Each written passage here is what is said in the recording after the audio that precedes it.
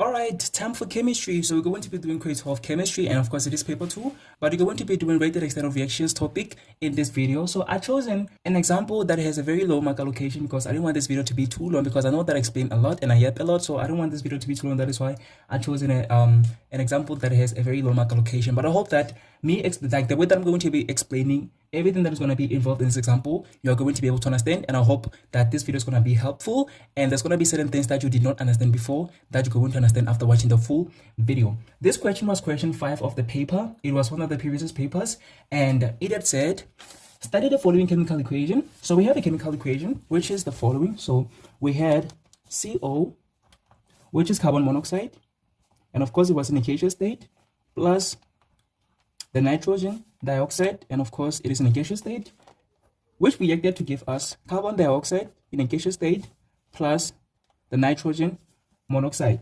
Of course, it was in a gaseous state as well. Let me shift that a little bit to the left. Okay, all right. Let me do this. Sorry.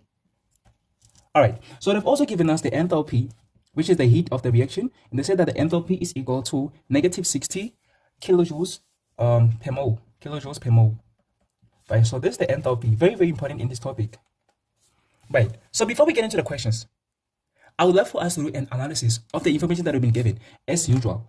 You know that this is LAMLEE Math, and of course we're going to do an analysis for us to be able to understand what do we have and what information we can actually utilize to calculate for anything that are going to need us to calculate, or whatever that are going to ask us in terms of, right?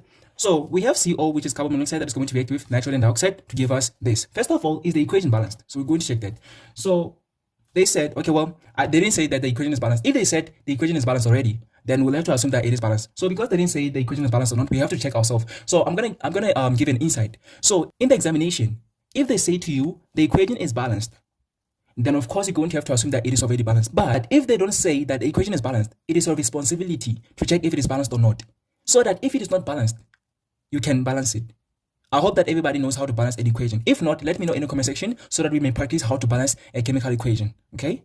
Right. So if they don't mention the equation is balanced or the following balanced equation, then we have to check if it is balanced yourself. So you're going to check like how many carbon atoms do you have on the left hand side or on the reactant side, and how many carbon atoms do you have on the product side. So that is going to be your responsibility if they don't say the equation is balanced already. Okay, so that is what we're going to do, because in this question they didn't say the equation is balanced. They said study the following chemical equation, so they didn't say whether it is balanced or not. So we're going to check. So we have one carbon atom, so that means the carbon atoms are balanced. What about the oxygens? The oxygen atom, we have 1, then 2, then 3. So there's 3 oxygen atoms. Then we have 1, 2, and 3 on the left hand side, or on the right hand side, which is the product side. So that means the oxygen atoms are also balanced. What about the nitrogen? We also have 1 on either side of the equation. Therefore, the nitrogen atoms are also balanced. Therefore, this equation is balanced. Okay? Now that it is balanced, we can relax. Right. But we've also been given an enthalpy of the reaction. So what is an enthalpy? An enthalpy is the heat of the reaction. So it's either the heat is going to be absorbed from the surroundings, or it's going to be released into the surroundings. So by the heat of the reaction, you have to understand the relationship between a system, which is the reaction mixture, and its surroundings. So you have to understand the relationship between a system, which is the reaction mixture, and its surroundings, which we can also be the environment. Okay, so the surroundings can also be the environment. So what is the relationship between a system, which is the reaction mixture, and its surroundings? If the energy, which here we're going to be talking about the heat energy. Remember that there's different types of energies. We have the light energy, the chemical energy, we have the heat energy, we have the sound energy. There's a whole lot of different types of energies, right? We didn't equate 4. But here we're going to be talking about the heat energy, or the heat of the reaction, right? So an energy can be absorbed or it can be released by a reaction. Okay? We know that energy cannot be created nor destroyed. It can only be transferred from one form to the next. That is the law of conservation of energy. But that is not what we are talking about here. We're talking about the heat of the reaction. So a chemical reaction can either release energy or gain energy. Right. Unless it is reversible, which is chemical equilibrium. Unless the reaction is reversible, then both can happen at the same time. The system can both absorb the energy or release the energy. Well, not actually or, and. That's what I actually meant. I meant it can absorb the energy and release the energy at the same time. So it's going to absorb, release, absorb, release, absorb, release. So that's what we call a chemical equilibrium. So we're going to have a forward reaction and a reverse reaction. But because here we only have one arrow, that means we only have the forward reaction. So that means these two are not going to react to give us back the reactants. So this one is not reversible. At least that's what we're given by the this is what has been indicated by the single arrow. Right. So that is what I'm saying. The reaction is either gonna receive energy or release energy.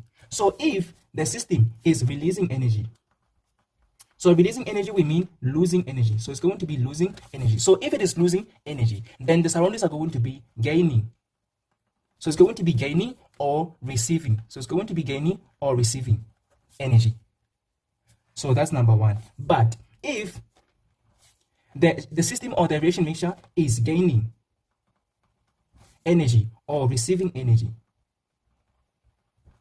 then the surroundings are going to be losing or releasing. The surroundings are going to be releasing or losing energy. So this is how the energy is conserved. When one loses energy, the other one gains it, so that the energy is still the same. So that is how the energy is conserved. When one loses the energy, the other one gains energy. The very same way when I push you, I had energy initially. So when I push you, I lose the energy, but you gain it. You know what I'm saying? So that is how the energy cannot be created nor destroyed. It can only be transferred from one form to the next or from one person to the next. So the energy that I had initially, which is the potential energy, when I push you, I'm going to lose it. And I'm going to feel a little bit tired. That is how I lose energy. And you're going to gain the energy. That is why you're going to run, or that's why you're going to fall as I push you. So you'll have gained the energy. Right. So the very same way, this the reaction system or the reaction mixture is going to release the energy, which is going to be gained by the surroundings, or vice versa. Right? So the surroundings are going to release the energy and it's going to be gained by the reaction mixture. So since there's actually an exchange of energy, or since the system and the surroundings are interacting with each other in terms of the energy, then we're going to call this an open system. Okay? So wait. Okay, we're gonna call this a closed system, not actually an open. We're gonna call this a closed system, because a closed system is a system where the system transfers or shares energy with its surroundings, but not matter. Okay, so a closed system is one where the reaction mixture is sharing or transferring, or there's an interaction of energy between the reaction mixture or the system with the surroundings, but not matter. So that means energy but matter is shared, or I don't want to say shared, is transferred. Okay, it's transferred. Let me say it's transferred. I think like shared can also be utilized. So energy but matter is transferred between a system and its surroundings. Now we are trying to understand chemistry. This is not just about me answering the rate and extent of reactions question from one of the previous papers. This is also me giving you an insight or a lesson regarding every concept that is involved in this question or in this topic in general. Okay, so these are the things that you need to take note of when it comes to this topic. Stuff like the closed system, the relationship between the system and the surroundings, balancing the equation, understanding the enthalpy or the heat of the friction. So I'm trying to cover that right now before I get into the questions, because it's going to be very, very simple for us to tackle the questions if we understand everything that is involved in this topic. So I hope that we are clear with that, right? So a closed system is a system where energy but matter is transferred between the system and its surroundings. When I say energy but matter, I mean energy but not matter. I know that certain people are going to understand it when I say energy but not matter. That's what I actually mean. So only energy. I can also say only energy. Only energy is transferred between a system and its surroundings. Matter is not transferred. Okay? Right, so that's what we call a closed system. So that's going to be a relationship between a reaction mixture and the surroundings in this type of reaction. So when the system releases or loses energy, and that energy is gained by the system, by the surroundings or the environment, then let us focus on the system, which is the reaction mixture. Since it is releasing or losing, we're talking about the heat energy. Remember that there's different types of energies, but here we're talking about the heat energy specifically, right? So since this heat is being released, so that means this is a heat releasing reaction. So a heat releasing reaction, a heat releasing or a heat losing. So a heat losing, do I say losing or releasing? Heat losing, heat gaining. Or let me say heat losing. Is the same thing. Let me say losing. So heat losing reaction. So it loses heat, or it releases heat. It's the same thing. So heat losing reaction, we call it an exothermic reaction. Okay, so if the reaction is heat losing, then it is exothermic. I'm going to explain what exothermic means. So exothermic means, let us focus on the thermic part. The thermic part. I know that a lot of metric learners know what thermometer is. A thermometer is a device that records a temperature of whatever. It can be a human being or whatever. Okay, so that's what we call a thermometer. Meter is a device. Ammeter, a device. Voltmeter, a device. Right? So a thermometer, let us focus on the thermal part of it. So the thermal part of it is the heat. The very same we have exothermic. So that therm means heat. Thermometer, exothermic, right? So that therm is the heat. So that means this is in relation to heat. But what is happening to the heat? We said that this heat is lost. So since this heat is lost, that means this heat is released. So released means exo. So we are taking it outside. Do you remember exoskeleton in life sciences or in biology? We have stuff like exoskeleton and we have endoskeleton. So we have exoskeleton. We also have the endoskeleton. If you understand exothermic and endothermic and you feel like what I'm actually explaining right now is boring, you're welcome to scroll or you're welcome to not watch the video any longer. Okay, I'm explaining to learners that I know that they did not understand this. They didn't understand what exothermic meant. They just went on with the flow. So since they started grade 12, they didn't understand what is really happening in the system, the surroundings and everything. I'm explaining this to them so that they understand, and I'm gonna do so slowly so that they understand what is really happening here. So if you feel like this is boring, please, you're welcome to scroll. This is not for you at all, and not in a bad way. Right. So exoskeleton and endoskeleton, you are doing this in life sciences. Right. So exoskeleton is when the skeleton is outside, like a tortoise. A skeleton, a tortoise, or a turtle. Right. Skeleton is outside. This is what I want to emphasize. The skeleton is outside. Endoskeleton is us, the human beings, and all of the other mammals. Right. So skeleton is inside, right? So focus on the in and out part of it. So if you understand the relationship, not the relationship, if you understand the difference between exoskeleton and endoskeleton, you are going to understand the difference between exothermic and endothermic. So exoskeleton means a skeleton is outside the body. Endoskeleton means the skeleton is inside the body. So outside the body means that this skeleton is released outside. Endoskeleton means that this skeleton is entering inside the body. So endo means entering. So that means this skeleton is entering into the body. And when it is outside, it means it is leaving the body. It is leaving the body. Okay? Right. Let us go back to the exothermic. So exothermic, we have understood that therm, part of it is the heat, which we are talking about. But we said that this heat is being lost or it is being released. So that means this heat is leaving the system. So since this heat is leaving the system, that means we're talking about it going outside. So this heat is going outside. So that means that exo means this heat is going outside. Okay, so that's what exothermic mean. So I hope that you understand now what exothermic mean. So the opposite of that is heat gaining. So we have the heat gaining reactions. So the heat gaining reactions is when a system or the reaction mixture, it gains heat. Where does it gain the heat from? It gains the heat from the surroundings. This is also important for you to understand when it comes to the chemical equilibrium, because the chemical equilibrium also has the heat of reaction, which is the enthalpy. Okay, so if you understand how I'm going to have explained this heat of reaction in this video that I'm explaining this in, then you're going to understand also that, or you're going to apply that also in the chemical equilibrium, which I'm also going to make videos about in a later stage. Okay, right. So the heat gaining reactions are the ones that are going to gain heat, and we call them endothermic. So endothermic means that this heat or this energy, it is entering the reaction. So it is entering the reaction, or the reaction mixture is gaining them. So that means this heat is being gained by the reaction. So I hope that is clear. So we have the heat losing and the heat gaining reactions. So the heat losing are the exothermic and the heat gaining are the endothermic. So I hope that is clear. Forget about the surroundings. We don't care what is happening outside. We only care about the reaction because we have the reaction here. So we only care about what is happening in the reaction. So we're going to focus on the reaction solely. Okay. So now I hope that you understand the exothermic and the endothermic. So one thing that I have to explain is, what is the value of the heat energy when the reaction is exothermic? And what is the value of the heat energy when the reaction is endothermic? Now let us talk about the value. The value of the heat of reaction, which is the enthalpy, right? So this is what we call enthalpy. So what is the value of the enthalpy when the reaction is exothermic? What does exothermic mean? It means the reaction is losing energy or donating energy, if you want to actually say it in that way. So the heat is donating or losing or releasing the energy. So this the value of the enthalpy when this is happening. When the reaction is exothermic, then the enthalpy is less than 0 or it is negative. So when the enthalpy is negative, you should know that the reaction is an exothermic. Or when the reaction is exothermic, then the heat of reaction is less than 0. That is the value of the enthalpy. Then that is number 1. Number 2, when the heat of the reaction is endothermic, or that means the reaction is going to release or gain, actually not release, I'm so sorry about that. Okay, so when the reaction is endothermic, that means it gains energy, it receives donations.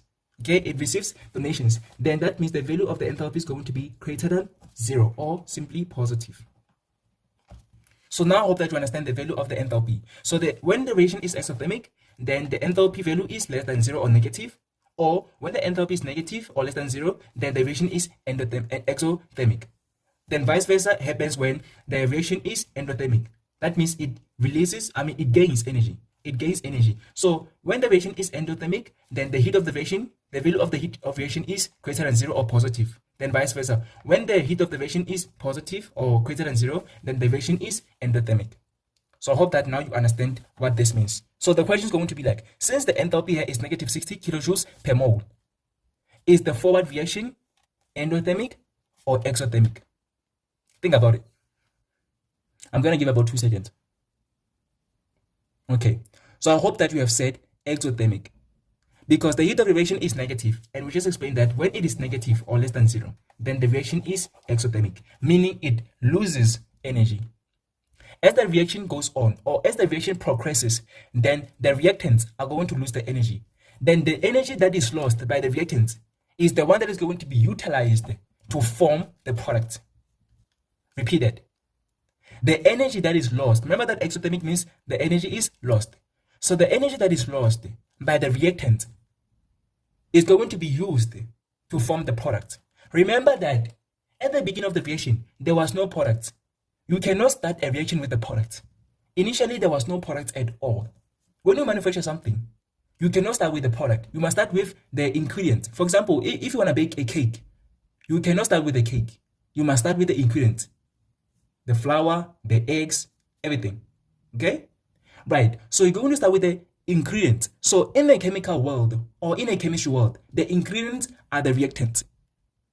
Then they're going to react. So that's going to be the mixture, like when you're making a cake, you're going to mix everything, right? And then you're going to bake and everything, right? So that's going to be the process of that. So that is going to be what we call a chemical change. That thing that's going to happen, we call it a chemical change. So as that reaction progresses, the energy is going to be lost. Exothermic. That energy that is lost, it is not going to, the energy cannot be lost. The energy cannot be destroyed. So that energy is not going to be destroyed. It is just going to be used to form the product.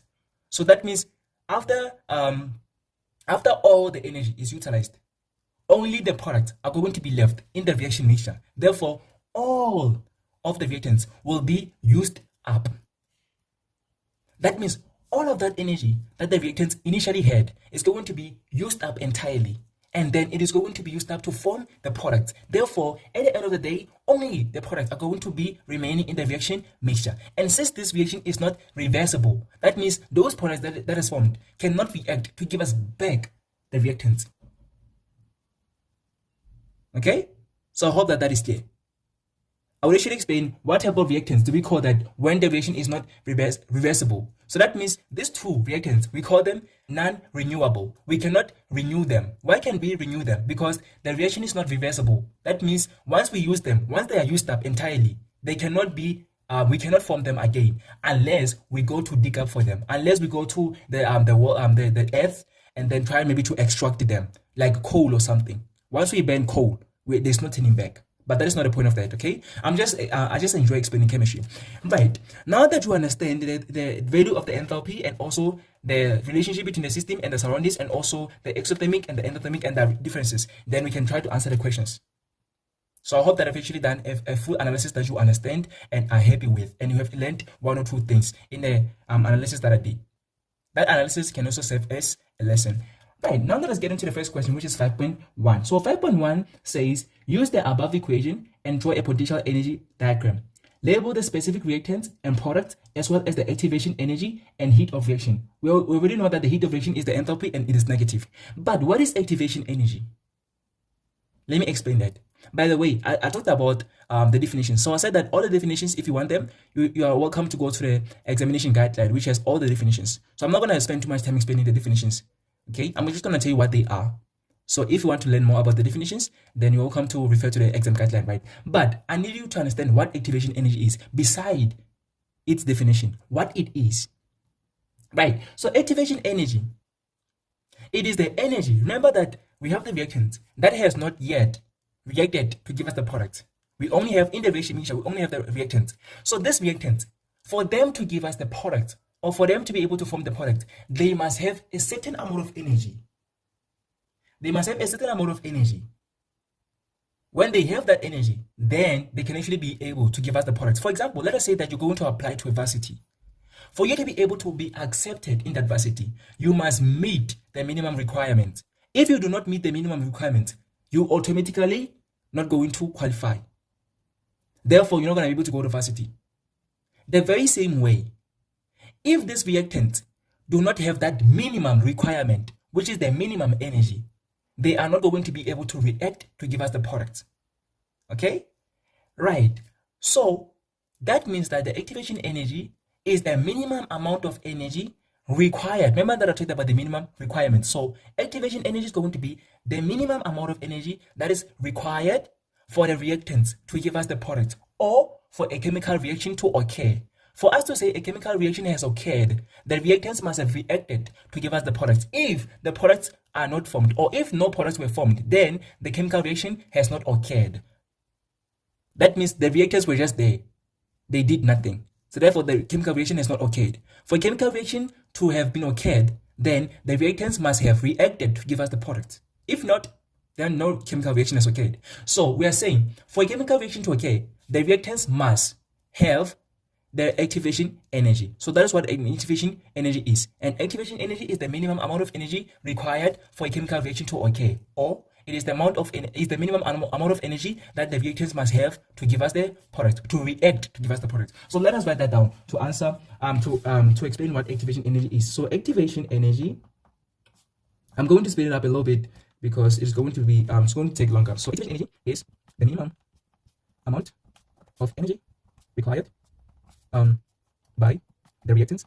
The minimum amount of energy required for the reactants to give us the products. I don't even know what I said before. It is difficult to write it down.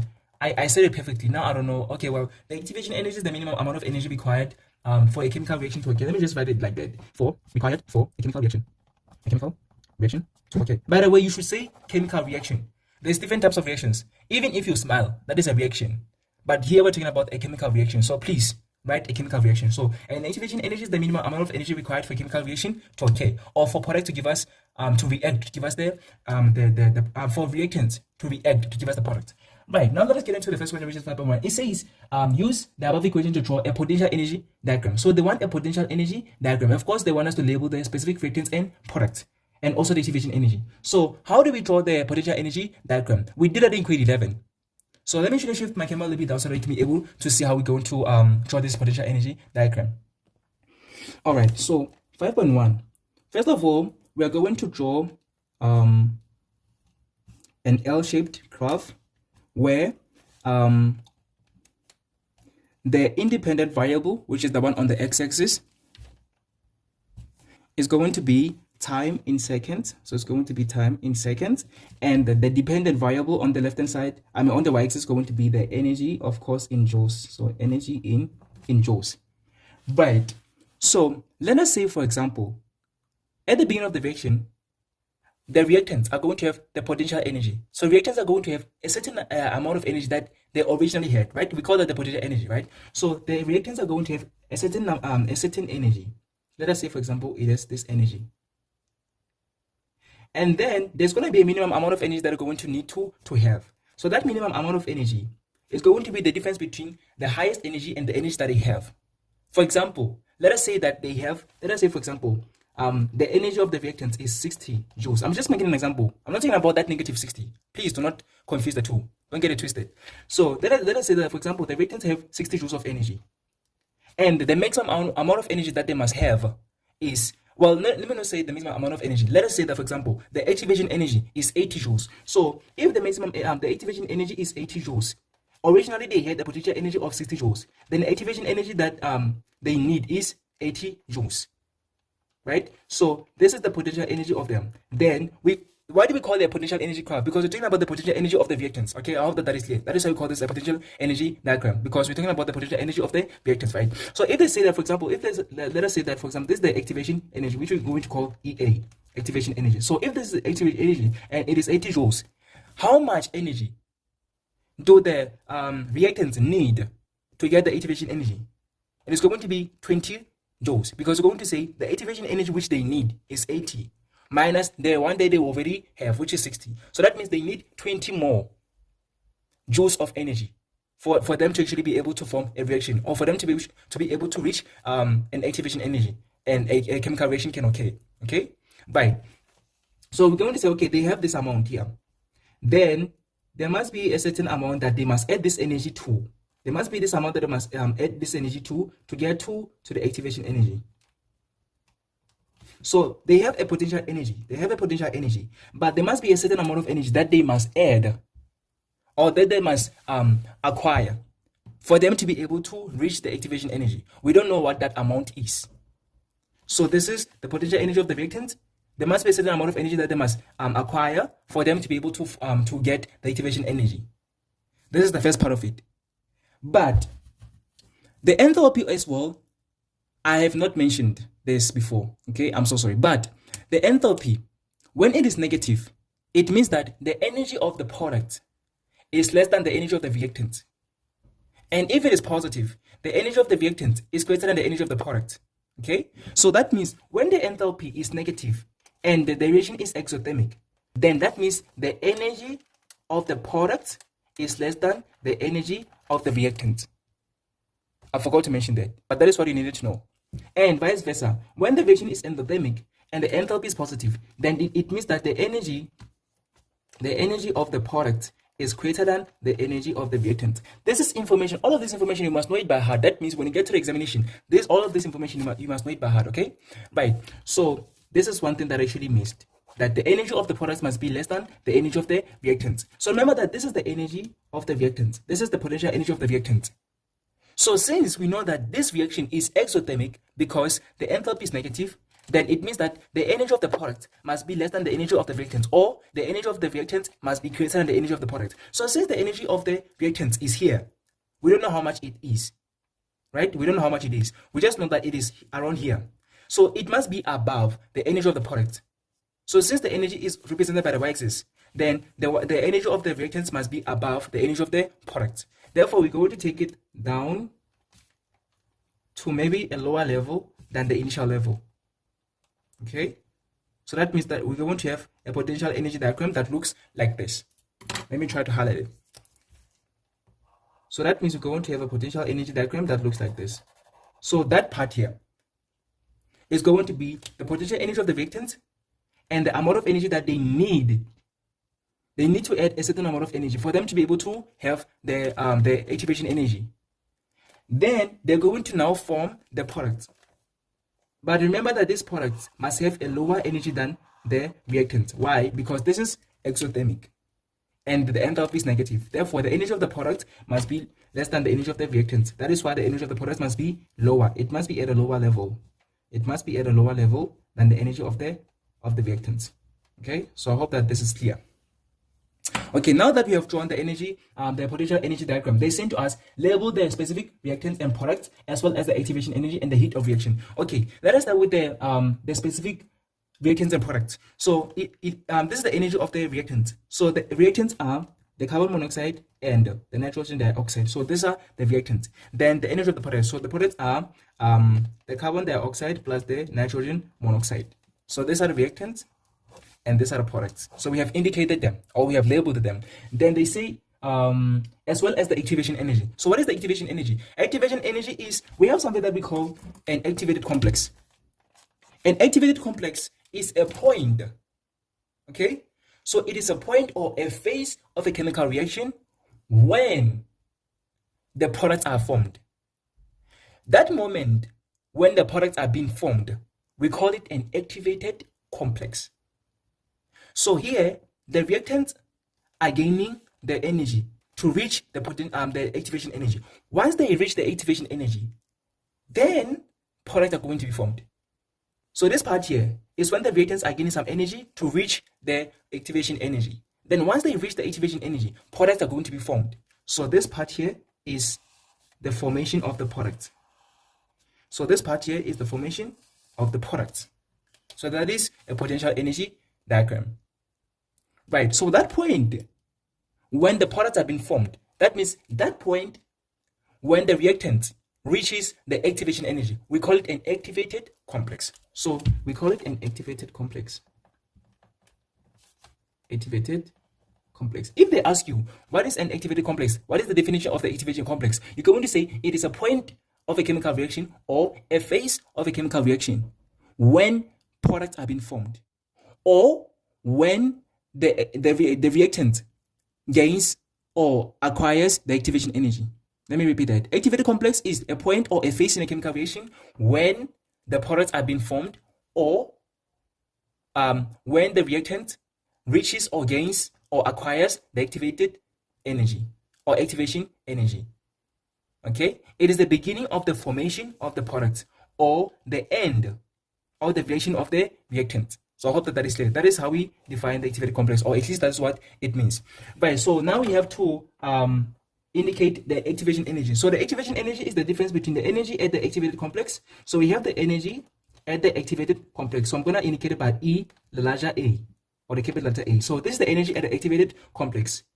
The activation energy is going to be the difference. So activation energy, which I'm going to say E and then a small letter A. Activation energy is equal to the difference between the energy at the activated complex minus the difference the energy of the reactant, the potential energy of the reactants. So this is what the activation energy is. Activation energy is equal to the difference between the energy at the activated complex and the potential energy of the reactants. So that means this that you see here.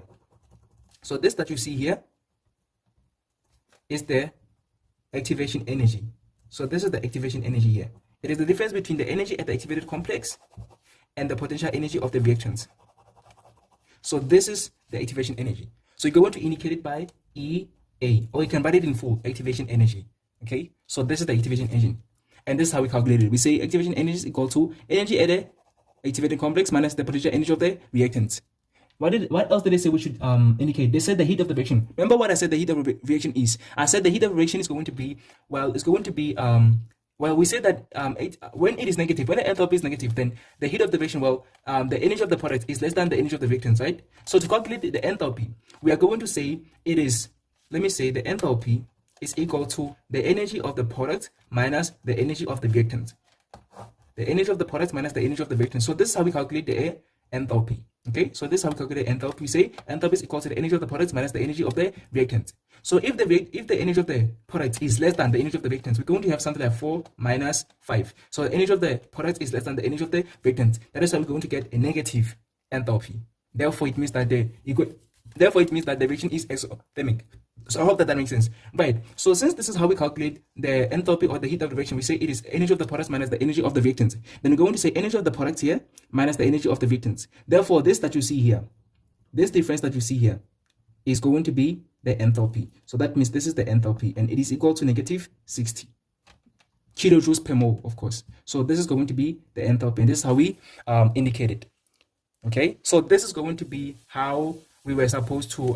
This is how they had expected us to draw this potential energy diagram. So I hope that I've actually explained and drawn it in a way that you understand. Let us go to the second question, then the last question. All right, so the second question, which is 5.2, they're saying to us, define the term catalyst. So they're asking us to define the catalyst. So I said that all the definitions are there in the exam guideline. So you're welcome to go there and refer to that. So a catalyst is a catalyst, and this is what a catalyst is. So a catalyst is a compound, what do I say? A substance or a compound? Okay, so a compound or a substance that speeds up. So it speeds up, or you can say it increases the rate of a chemical reaction. Let me see, a rate of a chemical reaction without itself being used in that reaction, being used up in that reaction. Or if you don't say it in this way, we can say this is the other definition of a catalyst. So we say a catalyst is a compound, a substance that speeds up or that increases the rate of a chemical reaction without itself being used up in that reaction. Or we can say a catalyst is a substance or compound. I love substance. So a catalyst is a substance that increases a chemical that increases the rate of a chemical reaction by lowering the activation energy of the reaction. So if the activation energy of the reaction is lowered, then a lot of particles or a lot of reacting particles, that means a lot of particles of the reactants, are going to react or are going to be able to reach that activation energy because it is no longer high, it is low. So when the activation energy decreases, then a lot of reacting particles or the particles of the reactant are going to be able to reach it. Okay, let us say, for example, this is the activation energy number 1. So activation energy before is here, and it is at maybe, let us say, 100 kilojoules per mole, right? So let us say that this is the activation energy before. So this activation energy before, it is not a lot of reacting particles, or it is not a lot of particles of the reactants that are going to be able to reach it. There's going to be some that are going to be able to reach it, but it's not going to be a lot of them. But if you lower it maybe to 20 kilojoules per mole, now this is the activation energy after, this is before catalyst. This is before catalyst is added. So before the catalyst is added, the activation energy is at 100 kilojoules per mole, right? So after catalyst is added, don't mind my handwriting, as long as you can actually try to understand what I've written here. So now that it has been reduced or lowered to 20 kilojoules per mole, then it's a lot of reacting particles or a lot of particles of the reactants that are going to be able to reach it. For example, remember that we said that the activation energy is the minimum amount of energy required, so it is the minimum requirement, right? So let us say, for example, a particular varsity has its minimum requirement. So let us say, for example, you want to apply for a certain course, okay? So let us say for that course, you need 80% math, you need 80% chemistry, you need 80% physics, okay? Just focus on math, chemistry, and physics, okay? So let us say that for that course, this university says that the minimum requirements are all level 7s. That means 80%, right? So it's not a lot of learners. There's going to be learners that are going to be able to qualify because they have reached the minimum requirements, okay? So this minimum requirements are the activation energy before an addition of a catalyst. So after catalyst, so this is before catalyst. This is before catalyst. Whatever, right? So let us say, for example, after a catalyst is added, then this university is going to lower its minimum requirements. Now the same 30% math, 30% chemistry, and 30% physics. What is going to happen to the number of people or the number of matric learners that are going to be able now to qualify for that course? Is it going to increase or is it going to decrease? I hope that you said it's going to increase. So the number of learners that are going to qualify for that course is going to increase, okay? So that is why we're saying that the rate of deviation is going to increase when a catalyst is added, okay? So that's what a catalyst does. It lowers the activation energy, thus increasing the number of reacting particles that are going to be able to reach the activation energy or the minimum amount of energy. Therefore, the reaction is going to occur faster than the usual or faster than before. So I hope that you have understood by me utilizing this example. So that's what a definition of a catalyst is in terms of the activation energy. Let us go to the last question, which is 5.3. So 5.3 says, the following table shows two catalysts that can be used for this reaction and their corresponding activation energies. So we have that table, right? You can actually see it. I don't need to try it, right? So they're saying the first catalyst is platinum catalyst and its activation energy is 70.6 kilojoules per mole. And the second one is osmium catalyst and it has an activation energy of 104.6. So which one has a higher activation energy? It is the osmium.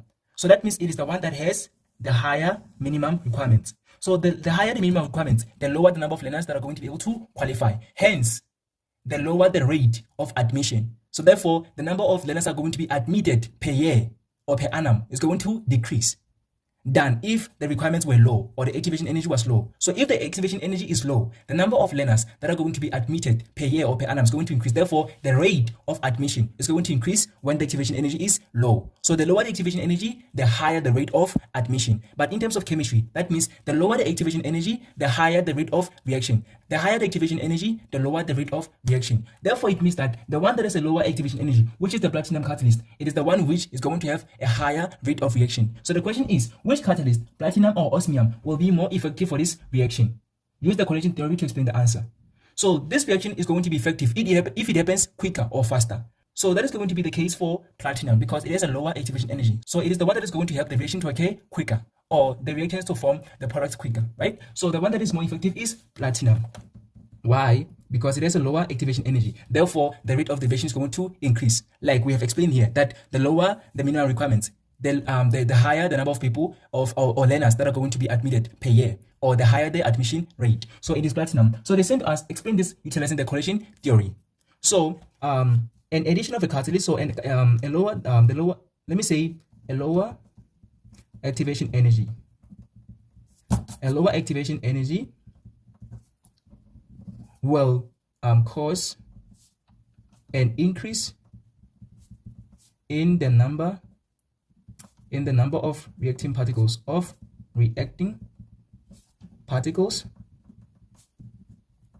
that have the minimum energy required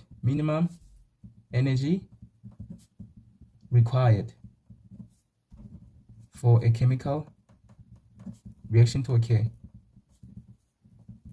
There is a formal or a specific way to answer this question. I'm just mentioning things that we have to mention, okay? So I'm stating things that we have, like the keywords that we should actually play around to answer this question. So you're going to be like, platinum has a lower activation energy. That is the first thing. Platinum has a lower activation energy. Therefore, a lower activation energy will cause an increase in the number of reacting particles that have the minimum energy required for a chemical reaction to occur. I think that's going to be 2 marks. Then you're going to say, since the number of reacting particles is going to increase, therefore there's going to be more effective collisions per unit time. Since there is more particles, then they're going to react more often, okay? So there's going to be more effective collisions per unit time. Effective units per unit time. If there's more people in a room, there's more chances of them colliding than if there's less people in a room, okay? So more effective collisions per unit time is going to occur. So there's going to be more effective collisions per unit time. Hence the rate of the reaction is going to increase. Will increase. So that's how we answer this question utilizing the correlation theory, right? So we're going to say platinum has a lower activation energy. So a lower activation energy will cause an increase in the number of reacting particles that have the minimum energy required for a chemical reaction to occur. Therefore, the fact that there's an increase in the number of reacting particles that have the minimum energy required, or that has the activation energy, then there's going to be more effective collisions per unit time. Hence, the rate of reaction will increase. So that's going to be like 1, 2, 3. And the 4th mark is going to be for choosing platinum. So this is how we answer this typical rate and extent of reaction question, okay? So there's a lot of different questions from past year's papers that I can actually utilize to explain how to answer typical rate and extent of reaction question, okay? But I also want to go to the other topics and explain how to answer each respective question. If you want more videos where I'm going to be explaining the rate and extent of reaction questions, then you're welcome to let me know in the comment section or DM me, and I'm going to be at your service regarding that. But if there's no questions at all, then thank you very much for watching this video till this far. See you in the next one.